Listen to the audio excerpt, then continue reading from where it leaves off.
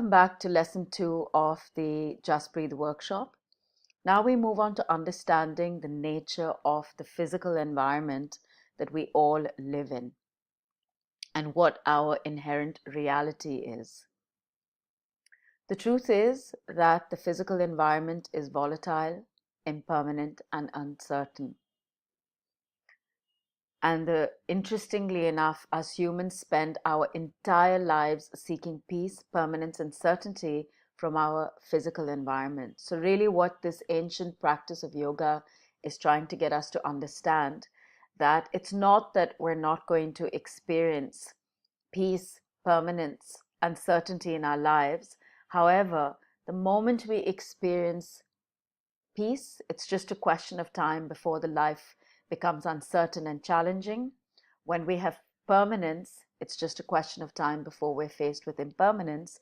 And when our lives feel certain, once again, it's just a question of time before we start to experience uncertainty in our lives.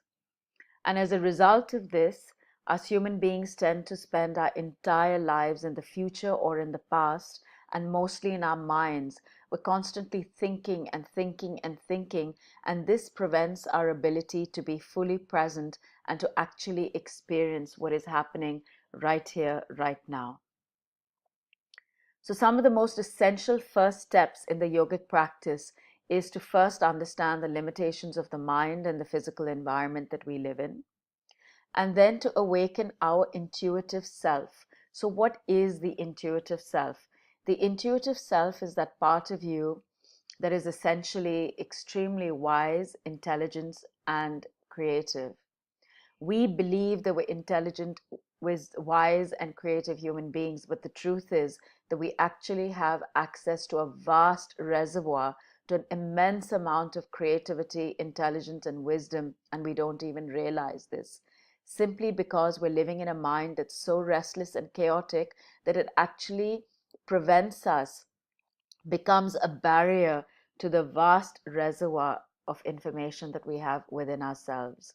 So, really, what the practice of yoga is trying to help us with is to live with greater awareness and to become non reactive human beings so that we may start to experience a greater sense of self. We're now going to move on to the second practice tool of this workshop, and it's about starting to become much more aware of change and uncertainty in the physical environment that we live in, and to understand that change and uncertainty is a very inherent part of all our lives. So I'm going to ask you to jot down one aspect of your life that is very important to you. Just take a moment, think about it, and choose one aspect. While you can work on many different aspects of your life, I'm just going to guide you to pick one aspect so that we can focus in and start to understand what actually begins to happen.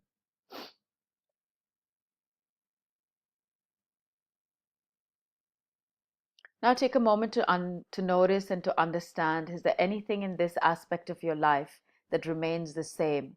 For example, you may choose your health, your career, your job, your family, your relationships, your personal development.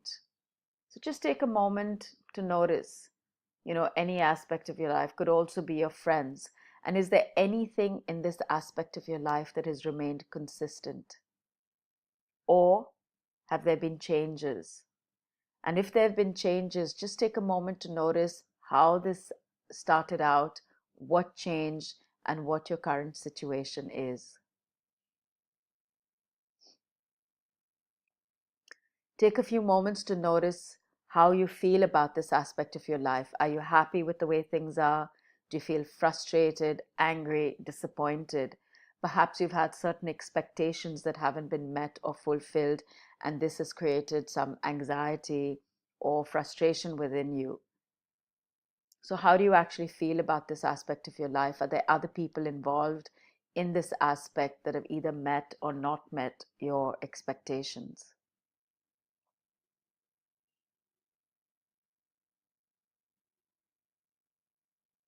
Now take a few more minutes to just understand what your how you feel about this and what your expectations are.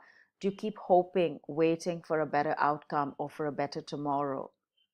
Or have you had the ability to just accept things the way they are and move on with your life? Or is this aspect of your life keeping you stuck as you keep waiting and hoping for a better tomorrow?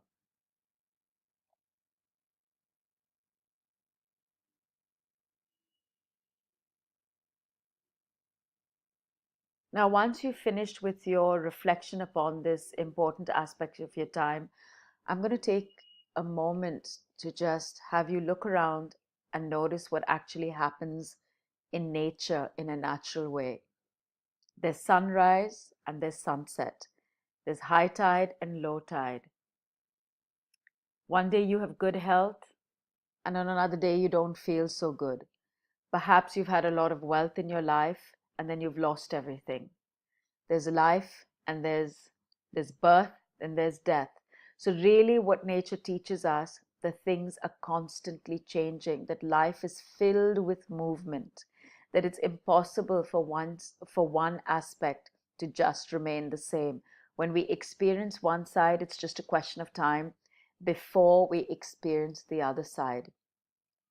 So, really, what's very important for us to understand here is that we cannot fully control the physical environment that we live in and the people and the situations that we come into contact, that come into our lives. But the only thing that we do have control over is the manner in which we approach all of our life's experiences. I can't change it, but I can certainly change my attitude with which I handle these things in my life. So, really, this is what the yogic journey is all about, that we do live in a physical environment that's volatile, impermanent, and uncertain. But despite this, how does every single one of us reach our best human potential and lead more meaningful and happier lives despite living in such a complex environment that's constantly changing? So, if I can't change the environment that I live in, then the only aspect of which I have complete control is changing my perceptions, the way I think, and the manner in which I respond to all of my life's circumstances. And we're going to now um, work a little bit on that in the next section and the final section of this workshop. So, once again, it was great doing this lesson with you.